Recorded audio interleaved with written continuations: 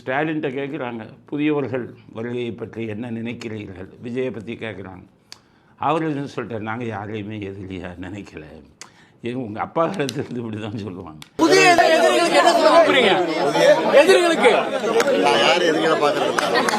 உங்கள் அப்பா எம்ஜிஆர் எதிரியாக நினைச்சார். ஆனால் அவர் மிகவும் நெருங்கிய நண்பர் கூட அப்படியே சிரித்து பேசுவார், வேட்டு வச்சார். உங்கள் அப்பா எம்ஜிஆரை எதிரியாக நினைக்கவில்லையா? எதிரியாக நினைக்காவிட்டால் உலகம் சுற்றும் அழிவனுக்கு அவர் ஏன் அவ்வளோ குடைச்சல் கொடுத்தாரு? நீங்கள் விஜய் புதியவர்களை எதிரியாக நினைக்கிறீங்களே, விஜயை நீங்கள் எதிரியாக நினைக்கலைன்னா கரூர் கூட்டத்திலேயே 1000 பேர் உள்ள விட்டீங்க திமுககாரவங்களை. அவருக்கு என்ன குடைச்சல் கொடுத்தீங்க?